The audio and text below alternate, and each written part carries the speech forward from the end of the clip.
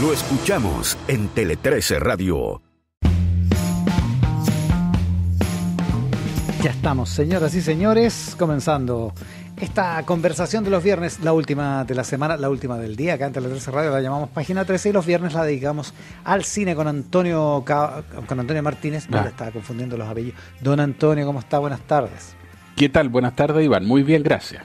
Y con Ascanio Cavallo. ¿Cómo estás, Ascanio? Buenas tardes. ¿Cómo estás, Iván? ¿Cómo te va? Buenas tardes. ¿Cómo estás tú? Excelente. Vamos a hablar de las películas de la semana. Vamos, por cierto, también a dedicarle un segundo bloque a una película. ¡Uy, qué buena la película a la que vamos a hablar hoy día! Se me había olvidado. Muy buena, un clásico.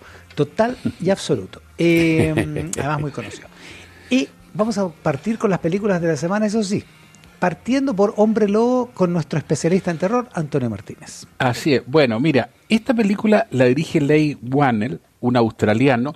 Él fue compañero de estudio y socio de James Wan, que es el director de la saga La Noche del Demonio, El Juego del Miedo. En algunas de estas películas, Whannell fue actor, en otras guionista, y últimamente incluso también director. Mira, él dirigió en el 2020 una versión del Hombre Invisible. Y fue una película bien sorprendente y una película muy atractiva porque la mujer acosada, el hombre que la acosaba era un hombre invisible y era un hombre invisible y además un abusador y alguien verdaderamente maligno. De alguna forma hizo una nueva lectura y fue muy atractiva esa película, El Hombre Invisible. Y bueno, esta película, El Hombre Lobo, no alcanza lo anterior, quizás es más fallida, pero igual es un intento de reconstruir la historia, ¿no? La película parte en Oregón, en Estados Unidos. Un padre y su hijo están cazando un venado y de pronto lo ataca, no alcanzan a distinguir, algo desconocido, ¿no? Pero que deja rajuños y se escuchan gruñidos, ¿no? Y incluso algo bien aterrador, se ve el vapor de su respiración en ocasiones, ¿no? El niño tiene 10 años y la película, esto ocurre en los primeros 15 minutos y ahí la película da un salto bastante largo y la retoma 35 años después, cuando este niño ya es un hombre adulto de 40 y tantos, es un escritor, está casado con una periodista, ahí es donde partimos mal, y tiene una niña. ¿Ya? Bueno, entonces, al final su padre muere en Oregón y decide con toda su familia volver a ese bosque de infancia, de recuerdos, de miedo, a reencontrarse, en fin, con su condición y con lo que existe en el propio bosque. Es una película de 3 o 4 personajes, pero durante mucho tiempo está muy bien, fíjate. Esas películas, como pasa con muchas películas de terror, en fin, es buena hasta que aparece el monstruo, digamos, ¿no? Cuando aparece, la película un poco se desploma, pero igual se mantiene, ¿no? Pero fíjate que vale la pena la película, Hombre Lobo. Mira qué buena, Hay que esperar El Hombre Lobo Invisible. Qué mezcla poderosa. Hombre Lobo en los cines, entonces. Bueno. No es un especialista. Claro. Ya, vamos con la película. Esta película se supone que es como la más esperada de la temporada. Ayer se estrenó en Chile y ayer además rompió una especie de récord porque es la película con más nominaciones al Oscar no hablada en idioma inglés. Emilia Pérez, que se supone que es como el fenómeno del cine francés del último año, Ascanio Cavallo. También es por lejos la película más rara del último tiempo, no digamos eso con toda claridad, porque es lo más notorio además, ¿no? Bueno, esta película cuenta la historia contando la historia de Rita Mora, una abogada mexicana a la que la convocan para ver a un posible cliente que necesita de una abogada, digamos, y el cliente resulta ser Manitas del Monte, el más poderoso y violento y criminal y rico de los narcotraficantes mexicanos.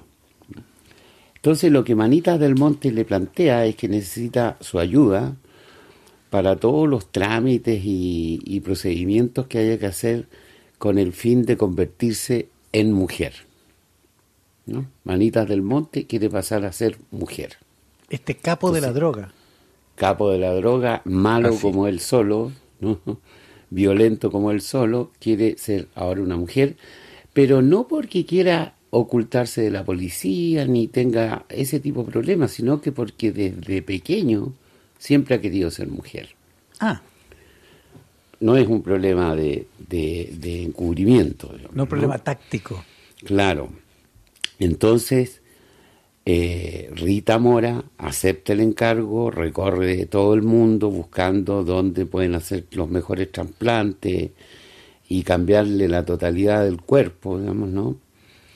Hasta que encuentra a un médico en Tel Aviv, en Israel, que es el que le va a hacer todos los procedimientos, digamos, ¿no? Y a cambio de eso, Rita Mora va a quedar rica. Entonces, el paso siguiente es que efectivamente Manitas del Monte se convierte en mujer, ¿no? Y pasa a ser Emilia Pérez. Esta es la explicación del título de la película. Eso, ya. Manitas se convierte en Emilia. Manitas pasa a ser Emilia. Pero hay un problema. ¿Qué? Manitas ha estado casado con Jesse y tiene 2 hijos. Y en cierto momento quiere ver a los hijos. Paso fatal, diría uno, ¿no? Y convoca de nuevo a Rita Mora para que lo ayude. En este sí que ya es un procedimiento difícil, pues. Este no es a sola, es con más gente, ¿no? Y entonces tiene que convocar a la ex mujer y que vengan los niños. Ella se presenta como una tía, como una hermana de Manitas del Monte, una hermana desconocida, pero que ha heredado todo el dinero y que tiene todas las capacidades como para que la ex esposa y los niños vivan muy bien, vivan con toda clase de lujos y qué sé yo. Todo esto en una cierta clandestinidad de Emilia Pérez, digamos. O sea, no se puede por saber. supuesto, Emilia Pérez. No se puede saber, ¿no? La única persona que sabe es Rita Mora y nosotros que estamos viendo la película. Claro. Bueno, pero aquí emerge otro problema, que es que la ex, la Jessie, ha tenido un amante Chan. y quiere ver de nuevo al amante. Entonces empieza a cruzarse el problema no solamente de los celos, que no es el más importante, sino el de la lealtad, ¿no? Y cómo se enfrenta con esta mujer. Eso ocurre en el mismo momento en que Emilia Pérez se da cuenta de que en su pasado como Manitas del Monte ha sido un criminal salvaje, ha dejado muchas víctimas y empiezan a dolerle el dolor de esas víctimas, sobre todo de los que están desaparecidos, ¿no? Que son miles. Se convierte en un criminal consciente, digamos. Claro, y monta entonces una fundación para ayudar a las familias a encontrar a sus familiares desaparecidos. O sea que Manitas del Monte descubre aquí su lado noble, digamos, ¿no? Junto Bueno. con asumir su verdadera Así es. identidad sexual, digamos.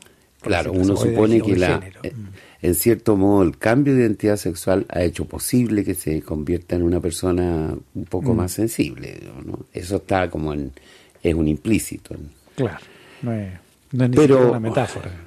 Claro, pero después de eso encuentra a otra mujer con la que tiene un vínculo, digamos, emocional, se enamora de esta otra mujer. Y ya entonces el problema de identidad se convierte francamente en un gallinero, ¿no? ¿Emilia Porque se enamora de otra mujer? Emilia se enamora de otra mujer, ¿no? Mientras su ex sale con él. Ya. Esto conduce a un desenlace trágico. No voy a seguir contando la historia porque ya he contado mucho, pero conduce a un desenlace trágico que tiene que ver precisamente con su pasado como hombre, que es un poco imposible, digamos, un lugar como cerrado, vedado, ¿no? Es imposible que no se infiltre de nuevo su pasado en su vida. Y eso hace que la película sea bastante ambigua respecto del problema de la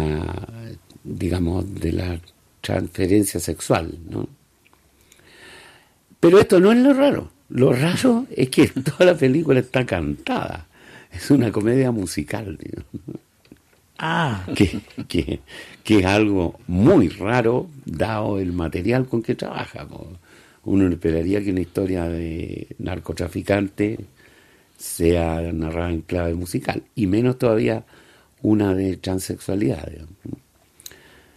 No es estrictamente, no es que todo el tiempo estén cantando, pero hay 16 canciones durante el metraje. o sea, técnicamente es un musical, digamos. Es un musical, es lo que llamamos clásicamente una comedia musical, Claro, claro. ¿verdad? Solo que tiene los rasgos de un drama.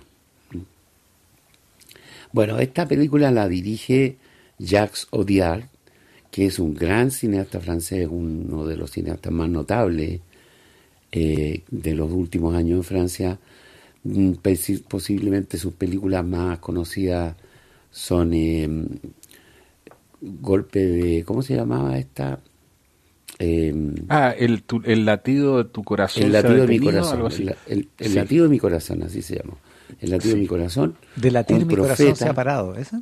Claro, pero solamente el latido de su corazón era aquí. Ah, ya. Y después Un profeta, que también es muy famosa.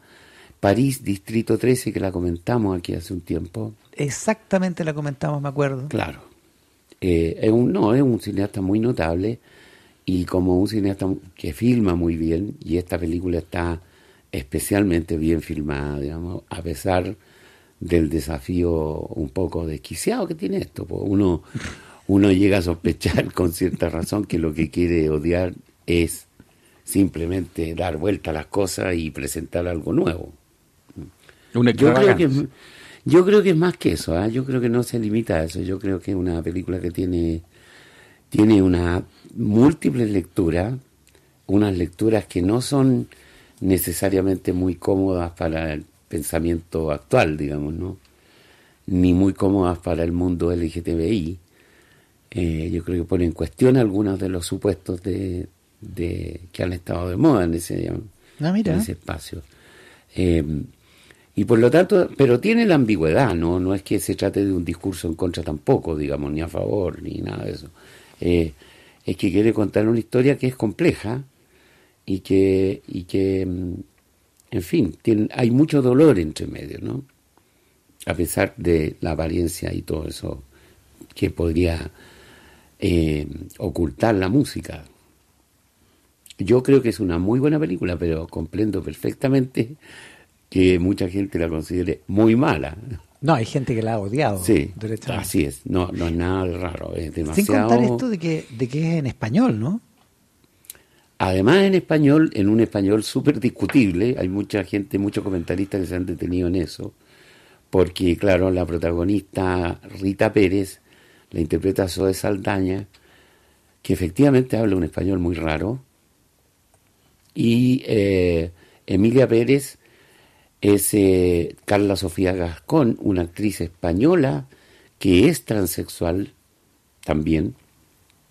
Y por último está Selena Gómez, que en realidad Selena Gómez, no sé por qué la hacen hablar español si solo habla inglés. Ahora, Que debería hablar español. Sí, y la verdad es que, digamos, alterarse o molestarse porque una película europea, en fin, no sigue con precisión la cultura, los modos, la arquitectura, los paisajes de un país de América Latina, eso es de toda la vida, digamos, y va a seguir siendo Claro. así, digamos. Sí, po. Y no, digamos, en el cine norteamericano y el cine en otras partes, en fin. Molestarse por eso es totalmente Sí. absurdo, digamos, ¿no? Es inicuo, No hay- claro. Es totalmente inicuo. Claro. No, es verdad. Esta película va por otro lado, no va por la recreación Sí. realista, no quiere ser un retrato de México ni nada que se parezca. Pero es verdad que eso es parte de sus rarezas también, ¿no? Sí, Y bueno, y que la haga un director francés, pues no Sí, digamos. po, porque mira, es una película francesa que Claro. está hablada en español, que es, Así es. que es una comedia musical y que termina ganando no solo los premios del Festival de Cannes, sino ahora los Claro. 13 nominaciones al Oscar, incluyendo a Carla Sofía Gascón y a Selena Gómez, digamos, como actriz y Claro. actriz secundaria. No, perdona, a Zoe Saldaña como actriz y actriz secundaria. Pero yo Ahora, creo que lo provocativo es relevante, pero no creo que sea lo principal.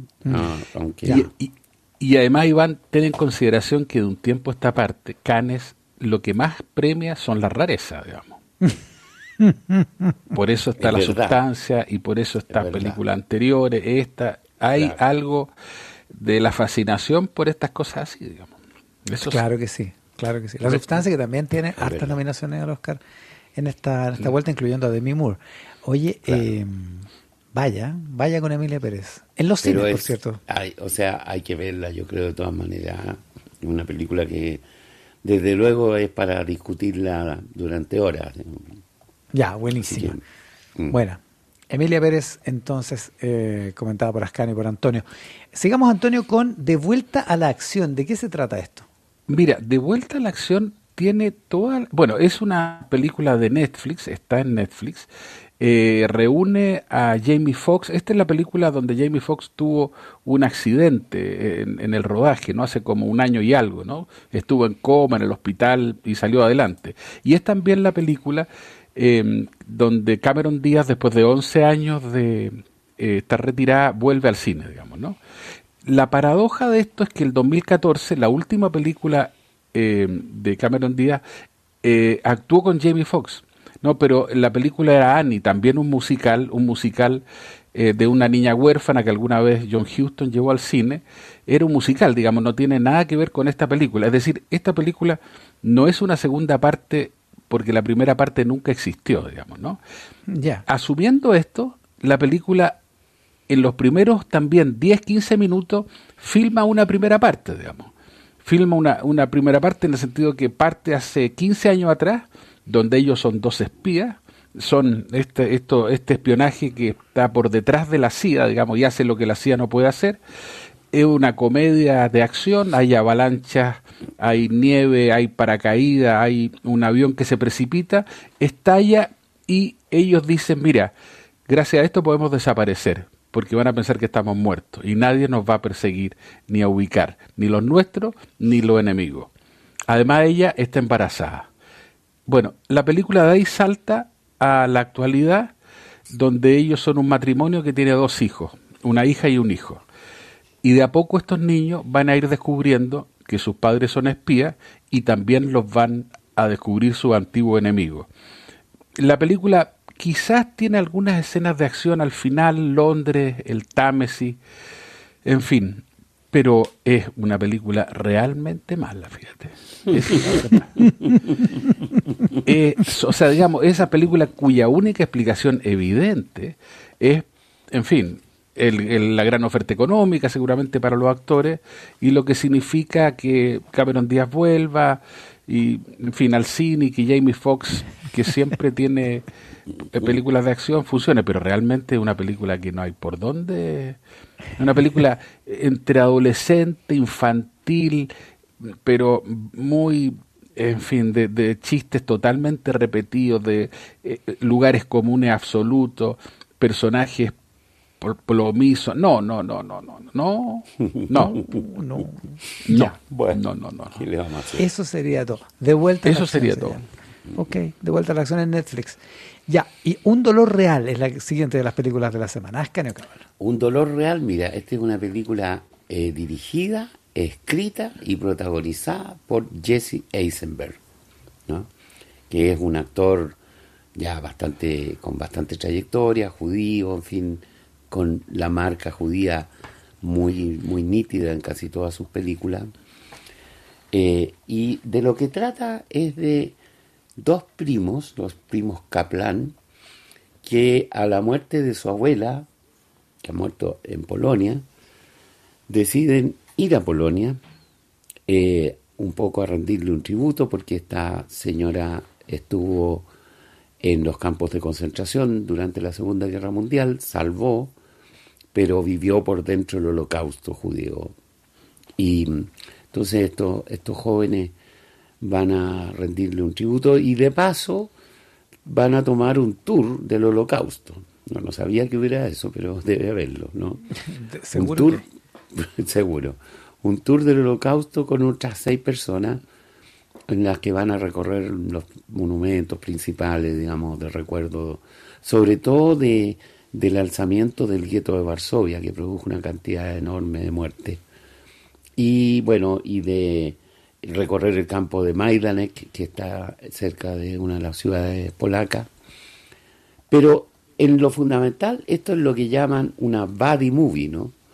Una película de dos amigos, en este caso son primos, pero que en lo fundamental se van a conocer a sí mismos, antes que saber un poco la historia. Hay como dos capas. En una capa está el problema que se plantea en forma más o menos abierta, de cómo enfrenta el problema del Holocausto, el fenómeno del Holocausto, la tragedia del Holocausto, una cuarta generación o tercera generación, ¿no? Cómo internaliza lo que fue el Holocausto. Esa es una capa. Y la otra capa es la relación entre ellos dos. Como diría Antonio, los dos son bien catetes. Pero uno es francamente insoportable, que es el que interpreta a Kieran Culkin, ¿no? Benji, y que en realidad es más protagónico que Jesse Eisenberg. Porque es un tipo disruptivo, desordenado, en fin, que es impertinente, que está siempre como rompiendo un poco el espíritu del grupo, y en fin, y vive un poco para sí mismo. Uno sospecha que hay algo de agudo narcisismo en él, pero hay más cosas también, y lo que va a descubrir Jesse, o lo que va a comunicarle al resto es que hay una tragedia en ese hombre, ¿no? En su primo. Hay una tragedia oculta que ha ocurrido hace poco tiempo, y que cambia la apreciación completa que se tiene sobre él. Mira, es una buena película, a pesar de que el planteamiento original, yo habría dicho, no paso esta prueba, ¿no? Dos amigos pesaditos y uno más pesado, pero es una muy buena película. Hay que reconocer que Jesse Eisenberg es muy buen director, es un inteligentísimo guionista también, y funciona muy bien. Yo creo que le va a ir bien a esta también en la carrera de los Óscares, aunque tiene demasiada competencia, tal vez. Sí. Sí, ¿no? Sí, pero parece que Kieran Culkin igual es como que se raja un poco. Y el guion, está nominado a actor por eso secundario. están, claro. Esas son las dos nominaciones que podría tener. Parece, claro. sí. Buena, Un dolor real, Jesse Eisenberg, que habría que ponerlo de moda de nuevo porque es Mark Zuckerberg en la red social. Así es. Así es. Habría que ponerle a Trump adelante. Sí, la película sobre Trump, que tiene una nominación. A propósito, The Apprentice. La nieve entre los dos, la película uruguaya con la que cerramos las películas de la semana, Antonio. Sí, mira, este es un documental, lo dirige Paulo Martínez, es una coproducción también con Chile, con Suecia, Uruguay, por cierto. La película sigue uruguaya. Y mira, se va a exhibir en la Cineteca Nacional del 23, desde el jueves al próximo 31 de enero, ¿ya? Excepto el lunes. Y en el Centro de Cine y Recreación, esta que está en la calle Raulí, en Santiago, solo el 27 de enero. Y en Insomnia, en Valparaíso, solo el 30 de enero a las 6:30. Esas son las posibilidades que tienen, no tiene más, digamos, ¿no? Está difícil, ¿eh? Sí, difícil, sí. No le está haciendo fácil la vida a la gente. No, pero la película, fíjate que no merece tener una exhibición tan estrecha, la verdad. Mira, esta película parte con voces en off que van leyendo cartas. Uno que lee, un hombre, es un hombre preso en Uruguay, preso por la dictadura, y las que reciben sus cartas y que también responden sus cartas son hijas, 3 hijas, una sobre todo la mayor, que viven en Suecia, donde viven exiliadas. El comienzo de la película es la lectura de estas cartas, donde se hablan del cariño que se han tenido, recuerdos de cumpleaños, de momentos felices, un mundo extraordinariamente idealizado. Y la película, además, lo va subrayando con las imágenes, digamos, ¿no? Hay copos de nieve, hay paisajes invernales, hay cisnes por todas partes, en fin, la película hay un punto en que se empieza a ser insoportable, la verdad, por esto mismo. ¿Ya? Pero en la mitad de la película, o menos de la mitad, el director muestra lo que quiere, digamos, ¿no? Lo que quiere es que ese hombre, ese padre, Juan José Nouchet, alguna vez lo liberaron. Lo liberaron el año 85 y va a Suecia a ver a su familia. O el año 84-85, va a Suecia a ver a su familia y dura un año y se vuelve a Uruguay porque no soporta estar con su familia. Y además se va con otra mujer. Esa es como la otra historia. Entonces lo que la película verdaderamente quiere contar es cómo hay un punto en que esa familia viven en una realidad paralela, producto naturalmente de la cárcel, del exilio, de las cartas, del cariño, un mundo idealizado, un mundo que en los hechos, cuando las personas se vuelven a juntar las unas con las otras, ese mundo nunca ha existido. Y mira, incluso esto lo menciona la hija mayor de este señor Juan José Nouchet, que murió hace 1 año o 2 años, ¿no? Lo menciona al pasar, pero hay un libro de Eduardo Galeano, el libro de los abrazos, que son pequeñas historias, donde una de las pequeñas historias, la burocracia, se basa en este personaje, en Juan José Nouchet, ¿no? Alguien que está preso y que además era manco, ¿no? La película lo que quiere, o sea, el texto lo que quiere decir es que este hombre manco lo toman preso y toman preso al hombre por un lado y al brazo por el otro, ¿no?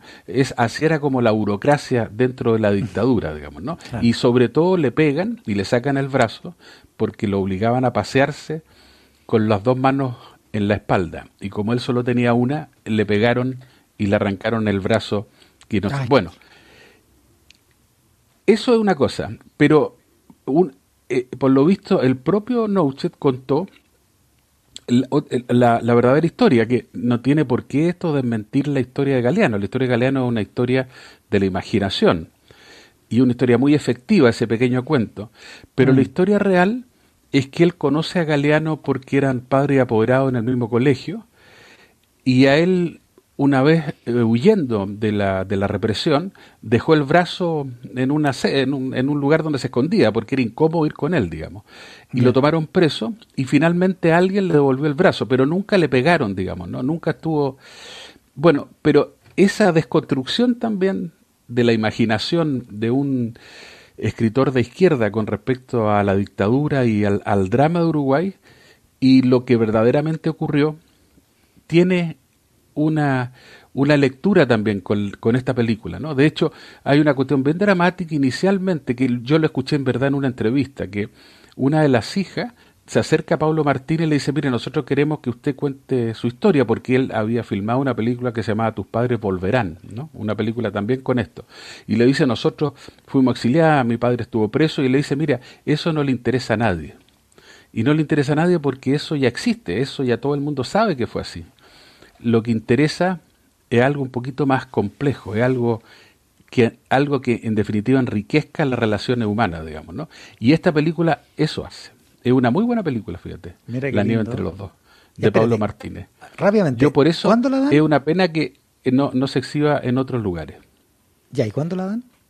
En la Cineteca Nacional, toda esta semana, en el Centro de Cine y Creación, en la calle Raulí, el 27 de enero, en Insomnia en Valparaíso, el jueves 30 a las 6:30. La nieve entre los dos. Entre los dos, de Pablo Martínez Pesci. Sí. Las películas de la semana con Antonio Martínez y con Ascanio Cavallo en esta edición de Página 13. Una revista para escuchar al cierre de cada día. Página 13. El mejor análisis en voces atentas a la actualidad. De vuelta, claro que sí, haciendo Página 13, la última conversación del día, siempre dedicada al cine los viernes, con Ascanio Cavallo y con Antonio Martínez en el segundo bloque para hablar de un clásico que está cumpliendo 55 años. Yo siempre pensé cuando era chico vi esta película, siempre pensé que era más vieja, pero es claro, porque es una película de época, porque fue hecha en 1970, claro. Pero durante la Segunda Guerra Mundial con Patton, que es el nombre de la película, como protagonista, la película de Franklin J. Schaffner, Ascanio Cavallo. Hablemos de Patton. Patton, una gran producción, larga. Es una de las películas que tenían intermedio. así que tiene unos minutos ahí de tensión entre las 2 horas que dura. En realidad más de 2 horas, pero bueno. Y lo que cuenta es, esta película comienza con una inmensa bandera norteamericana puesta en un escenario, como en un teatro, puesta de fondo, y con Patton que entra a hablarle a gente que no vemos, pero que evidentemente son oficiales del ejército de Estados Unidos, que se aprestan a entrar en la parte europea de la Segunda Guerra Mundial. Y la primera frase que dice es: nunca he conocido a ningún hijo de perra que haya ganado una guerra muriendo por su país. Que es una definición bastante buena de lo que vamos a ver, porque es bien completa. O sea, es la idea de que en la guerra se mata, no se muere, y que es una consigna importantísima para su estilo de combate, ¿no? Bueno, Patton llega, al general Patton, como general de 2 estrellas, llega a África, que es la primera intervención de Estados Unidos en la guerra ya propiamente contra los nazis. Recordemos que Estados Unidos fue atacado por Japón. El primer año de la guerra estuvo concentrado en el Pacífico, y en 1943 entonces llegan a ayudar a Inglaterra en la liberación de África. Y en el 43 entonces se encuentra con un desastre que se ha producido en el paso Kasserine en Túnez, ¿no? Los ejércitos de los blindados de Rommel han destrozado a la primera compañía de tanques americanos que ha llegado a la zona. 1.800 hombres perdidos, digamos, y entonces viene este Patton, que es un gran comandante de tanques, precisamente.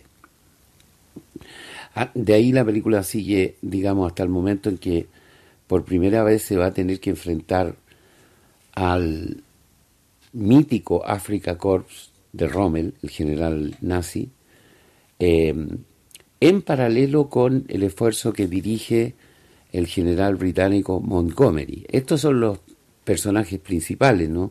Montgomery, que era un general reconocidamente narcisista y obsesivo y que quería la gloria para sí. Patton, que era un general sumamente impetuoso, poco disciplinado y que también quería la gloria para sí. Y Rommel, que era el general alemán más talentoso y más importante de su generación. En el siguiente episodio bélico, ya con las tropas dirigidas por Patton se enfrenta al Afrika Korps en la batalla de El Guetar y derrota a las tropas del Afrika Korps. Y entonces se convierte en la figura más importante para los alemanes. No, ya no estamos combatiendo solo con Montgomery, sino además con este hombre tremendo que es Patton. Para ese momento a los alemanes les parece obvio que una vez que los hayan derrotado en África, los ejércitos aliados van a tratar de invadir Sicilia y entrar a Europa por Italia, ¿no? Qué cosa que efectivamente ocurre. Pero una vez más Patton se enfrenta con Montgomery, con su aliado, ¿no? Porque Montgomery es el primero en desembarcar, y Patton quiere hacer un desembarco en otro punto de Sicilia de manera de avanzar más rápido que Montgomery. Bueno, esa es una insurrección que le va a costar cara, porque enoja a Eisenhower, que era el comandante en jefe, enoja a otros generales y enoja a Montgomery. En esos mismos días ocurre un episodio que también va a marcar la figura, la carrera y el desenlace de Patton, que es que en un hospital de campaña descubre a un soldado que está con una especie de ataque nervio, aterrado por las bombas, por el ruido de las bombas, y entonces lo abofetea. Lo trata de cobarde, digamos, y lo hace salir de la tienda de campaña. Esto marcó la carrera de Patton para siempre, ¿no? curiosamente un incidente que fue muy conocido en todo el mundo, dio la vuelta al mundo, todo el mundo supo lo que había pasado y Eisenhower le exigió pedir disculpas, cosa que por cierto a Patton no le gustaba nada, pero lo hizo, digamos, ¿no? Y entonces empieza a sufrir como los golpes más duros en contra de su orgullo. Primero, no lo nombran comandante general de las fuerzas que van a invadir Francia por Normandía. No lo nombran. Y ponen a un general más opaco, amigo de él, pero mucho más opaco, el general Bradley. A Patton le encargan que se haga cargo de un ejército ficticio que arman los aliados en el sur de Inglaterra para que los alemanes crean que van a invadir por otro punto, ¿no? Era un ejército de tanques de goma, de camiones de cartón y cosas de ese tipo, ¿no? Entonces Patton queda a cargo de eso. Y una vez que se ha producido la invasión, entonces le permiten entrar a Francia y encargarse de, digamos, del sur de Francia, ¿no? Del oeste-sur, de la invasión que ya se dirige hacia Alemania, o sea, en la parte como final de la guerra. Pero nuevamente se pasa de largo, toma más iniciativa de la que debe, digamos, ¿no? Está en esta pelea todo el tiempo, ¿no? Y yo creo que una de las dimensiones más notables de la película, y por eso tal vez uno la recuerda con tanta fuerza, es porque, claro, la primera tentación es decir, este Patton es un loco medio fascista, digamos, que le encanta la guerra y que es un militarista de porquería, digamos. Claro. Pero empieza a aparecer otra dimensión detrás, que es como la del guerrero eterno, ¿no? La del hombre que siempre ha hecho la guerra, que conoce todas las guerras de la historia y que tiene una conciencia, como dice en algún pasaje, de que comparado con la guerra, cualquier otro esfuerzo humano se reduce a la insignificancia, ¿no? Para él la guerra es como el total de la vida. Y hay algún momento por ahí en que se para, digamos, frente a las costas africanas y dice, bueno, aquí los cartagineses resistieron a 4 legiones romanas, yo estaba aquí. Y de pronto uno se da cuenta de que no bromea. Claro. Estaba ahí, digamos, ¿no? Estaba ahí. Y después estaba entre los ejércitos de Napoleón. Y podría haber estado en los de las guerras del Peloponeso. Y en fin, y en la resistencia de los caballeros de Malta contra los turcos. O sea, tiene una visión como de la totalidad de la guerra, ¿no? Y claro, eso lo convierte ya en una figura que no es solamente el militarista enloquecido. Y la segunda dimensión es que si bien abofetea a este muchacho, qué sé yo, y es muy rudo y es muy violento con sus propias tropas, es también un hombre que se preocupa en extremo por las tropas, ¿no? Que es capaz de llorar ante un soldado muerto, que es capaz de ir a ponerle un corazón púrpura a un hombre que no lo escucha y hablarle. O sea, esa dimensión como de aquí hay que sobrevivir, la misión de la guerra es sobrevivir, no es morir. Bueno, esta es una película que tiene un guión muy inteligente. Entre los dos autores está Francis Ford Coppola, muy joven a la sazón, antes de que filmara El Padrino. Poco antes, un par de años antes nomás. Mira, sí, pero sí. 69-70, claro. Claro, con Edmund North.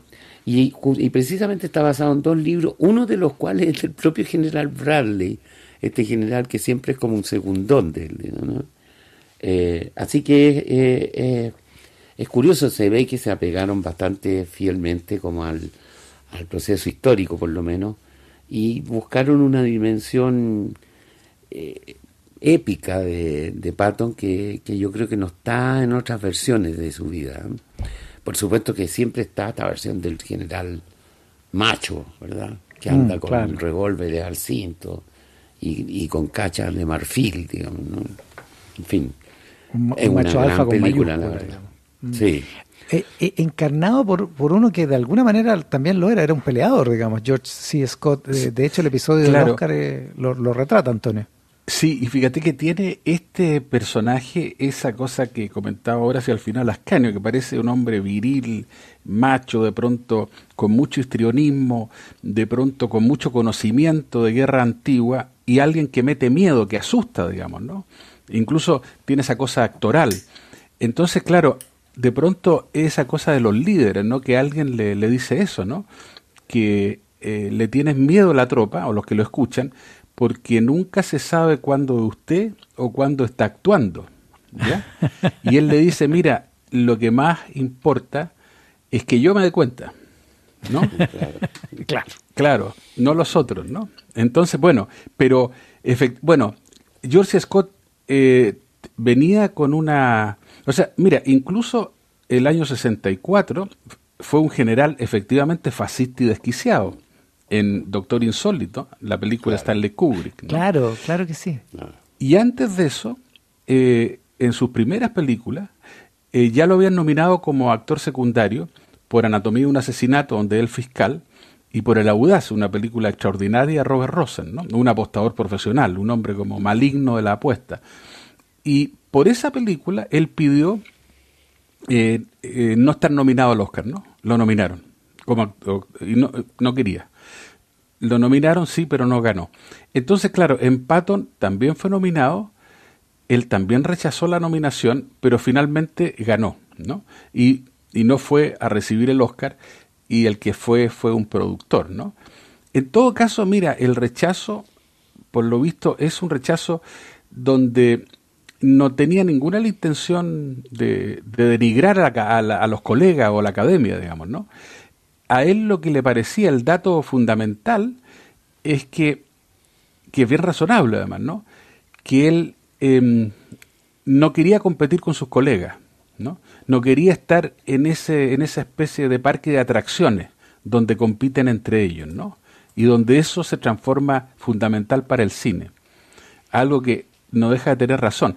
Pero no fue un rechazo por despreciar, digamos, ¿no? A la propia academia o al propio Oscar, ¿no? Esa fue como probablemente es muy famoso él y también Marlon Brando, ¿no? Que también lo rechaza por otras razones y por razones políticas. Claro. Y por el recuerdo, ¿no es verdad?, de un asedio a Wounded Knee, una masacre de 1980 por el 7º de Caballería, ¿no? Pero son como los dos actores más importantes que lo rechazaron. Ahora, Marlon Brando había ganado, sí, un Oscar antes por Nido de Rata, digamos, ¿no? Él rechaza el del Padrino, ¿no? Y George Scott está nominado, y sin embargo la Academia, fíjate, después de darle el Oscar por Patton, a los pocos años de nuevo lo nomina, ¿no? Como mejor actor, por Hospital, digamos, ¿no? Ahí no lo ganó, estuvo simplemente nominado, ¿no? Pero aparentemente, claro, esa fuerza expresiva, ese hombre, que es cierto, esos rasgos de tanta masculinidad, de tanta seguridad de pronto, y tanto quizás también había algo como de un personaje, claro, que era como imbatible, digamos, en eso, ¿no? Imbatible por lo que creía, no necesitaba a lo mejor tanto rango militar, ¿no? Ni tampoco tanto rango, sino que había algo interiormente que tenía esa fortaleza, donde quizá posteriormente como actor, películas, la de Paul Schrader, quizá Hardcore, ¿no? ¿Dónde está mi hija? Donde es un padre que busca desesperadamente a su hija, ¿no? Que está en el negocio pornográfico en Hollywood, ¿no? Y hay una película que no me acuerdo, Ascanio, de Challenger, acá se llamaba El intermediario del diablo, quizás, de Changeling. Sí, esa, sí. Bueno, esa película es una película de terror extraordinaria también, esa, Sí, de 1980. Bueno. También está muy bien como el policía que investiga en El Exorcista 3, digamos, ¿no? Pero es un actor que efectivamente no tiene demasiadas películas, fíjate, ¿no? Tiene pocas películas, pero prácticamente en muchas de ellas es verdad que es un actor es muy peculiar, es muy único, y no es fácil intercambiarlo por nadie, digamos, ¿no? Claro. Y claro, es un actor, sí, que ya murió hace muchísimos años, el año 99. Claro, es una presencia muy Sí, muy sí, marcadora, una muy presencia identificable. física, sí, No, temible. Sí. y define el personaje de Patton para la historia, porque ya como que uno no se imagina otro Patton.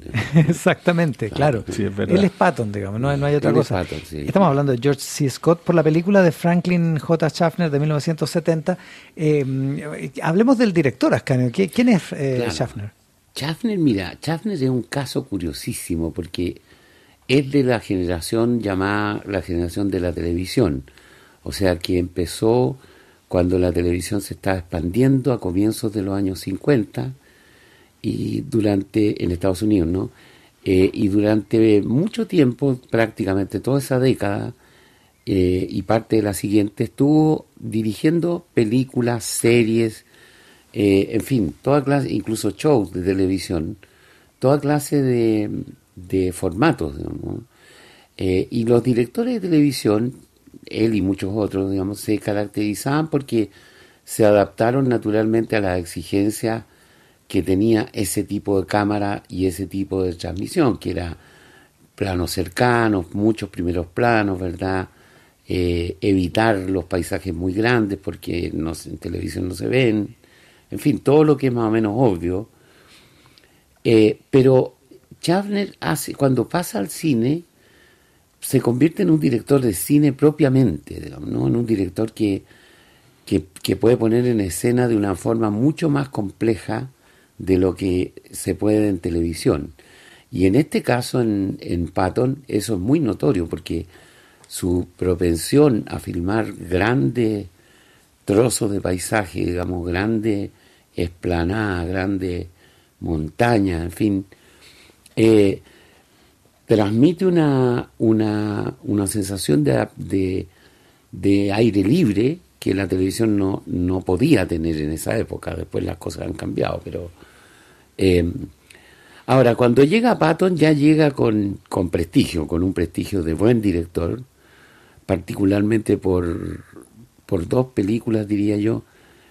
Una que se llama El Señor de la Guerra, con Charlton Heston en el año 65, y sobre todo por El Planeta de los Simios, el 68, ¿verdad? Que Claro. esa lo lanza a la estratosfera. Y esta película es 2 años previa a Patton, o sea, está claro que su nombre, digamos, se pone en primera fila para una producción tan complicada como la de Patton. Después, poquitos años después, hizo Papillón, que es otro golpe inmenso. Fue un exitazo. Exitazo, claro. Y ya después las películas siguientes son un poco menos famosas. Yo diría que hacia los años 80 ya empezó a declinar. Tiene por ahí una historia de nazis fugados, ¿no? Que los niños del Brasil. Ah, pues claro. También bastante exitosa. Claro. Gregory Cary Peck hacía Grant. Mengele. Claro. Claro. Y una quizá que ya Sí, francamente, es más discutible, que es Sí, Giorgio, con Pavarotti. Bien insufrible en realidad. Pero bueno, nadie es perfecto. Franklin Un muy J. buen Schaffner. cineasta, un poco olvidado, fíjate. Pero tuvo sus años. Sí, de tuvo gloria. sus años. Ahora, claro, las películas son más recordadas que él, digamos, como que su Verdad, nombre, por verdad, cierto. verdad. Y quizás si algo parecido pasa con Karl Malden, que está en el reparto Karl Malden, de esta claro, película. mira, quizás lo de Karl Malden, claro, probablemente es más recordado por la televisión y por la serie Las calles de San Francisco, ¿no? Claro. Por esa serie de televisión que duró 5, 7 años, del 72 al 77, al ver la producción en Estados Unidos con Michael Douglas, ¿no? Con el Probablemente novísimo eso- Michael Douglas en esa época, ¿no? Claro, sí, sí. Y con mucho agradecimiento además por su padre, porque Kirk Douglas, cuando le dijo que tenía esto, en fin, cuando dijo que su compañero iba a ser Karl Malden, Kirk Douglas le dijo que le era la mejor idea que podía tener, digamos, porque lo conocía y porque era un actor que en los inicios empezó en películas de género, algunas muy notables de cine de género, como El cine negro, El beso de la muerte, ¿no? O Donde termina el camino, ¿no? Algún western de Henry King, El pistolero, también con Gregory Peck, o Hasta el último hombre, cine bélico, ¿no? Pero el momento más esplendoroso actoralmente es con Elia Kazan, ¿no? Porque Elia Kazan precisamente lo tiene en un tranvía llamado Deseo, detrás, por cierto, de Marlon Brando, en Nido de Ratas, también detrás de Marlon Brando, y en Baby Doll, que no está Marlon Brando, pero claro, está Carol Baker y Eli Wallace, que de alguna forma son los que más protagonistas, aunque Karl Malden es un trío en verdad, ¿no? Y hay una película también que se llama Venciendo el Miedo, fíjate, de Richard Mulligan, Robert Mulligan, bueno, que interpreta al padre Anthony Perkins. Es bien curiosa la película esa porque en ese papel Anthony Perkins un poco quizás está en el prólogo de lo que va a ser luego en Psicosis, ¿no? Y tiene otra película, El Rostro Impenetrable, que es la única que dirige Marlon Brando y donde él es el rival, digamos, ¿no? En fin, alguna vez mencionamos que en los años 70 en una incursión europea hizo El gato de las 9 colas, ¿no? De Darío Argento, donde un periodista ciego. Y lo que sí hay que olvidar es una película de Irving Allen que se llama Más allá del Poseidón, ¿no? Que afortunadamente yo creo que nadie ha visto. Con la segunda parte de la aventura del Poseidón. El Poseidón está hundido, boca abajo, y hay una banda de veteranos que va a buscar joya o algo así que está dentro del barco. Horrorosa. Olvidable. Más allá del Poseidón. No, eso no tuvo recuerdo. No tuvo ¿Ves recuerdo. tú? El bueno de Karl Malden. Inolvidable en las Así calles es. de San Francisco. Secundario eterno, sí. Eso sí. Eso sí. Bueno, si hay algunos que... Secundario cumplidor, pero eterno. Lo importante es ser cumplidor. Oye, la música a propósito de la banda sonora de hoy, Ascanio. Bueno, la música, mira, la banda sonora es de Jerry Goldsmith, muy, muy famoso, tiene más de 300 películas su carrera, digamos, pero lo más curioso de Jerry Goldsmith, y tal vez lo menos notado, es que era como un especialista en cine bélico, ¿no? Y hasta los años 2000, fíjate, que hizo una película sobre Afganistán, ponte tú, sobre los boinas verdes, sobre Vietnam, en fin, siempre tiene una sobre MacArthur, siempre con temas bélicos, bueno, y muchas otras cosas, por supuesto, pero esta especialidad es rara, porque no digamos que el género bélico siendo muy, muy tupido, digamos, no tiene una característica singular. Es un gran director musical, entre otras cosas dirigió la música de Barrio Chino, que es bastante inolvidable. También estuvo en la de Papillón, pero en esta, claro, las opciones en una película como Patton son un poco obvias, ¿no? ¿Qué vas a poner que no sea militar? Claro. Y compuso una cosa bien curiosa, una mezcla de himno épico con cierto velo de tristeza o de fracaso. Es bien, bien curiosa, escuchémosla.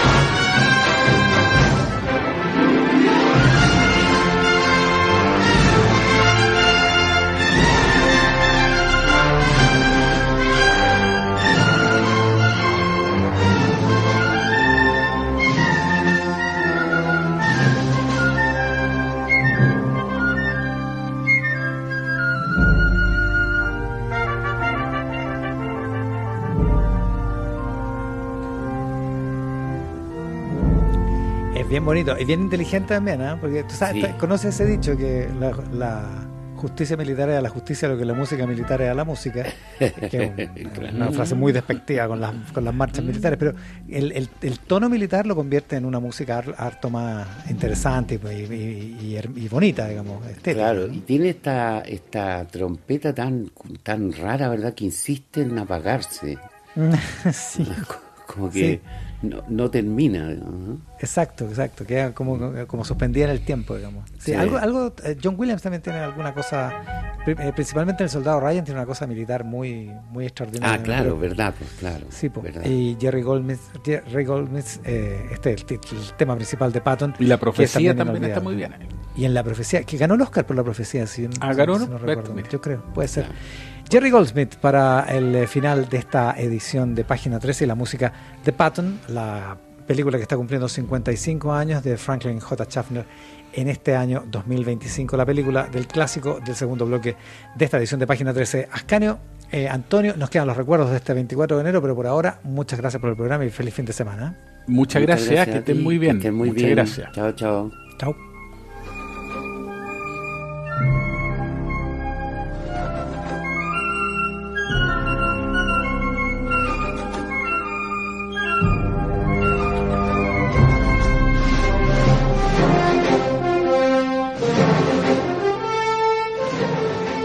Porque es esencial debatir de manera abierta e informada. Página 13.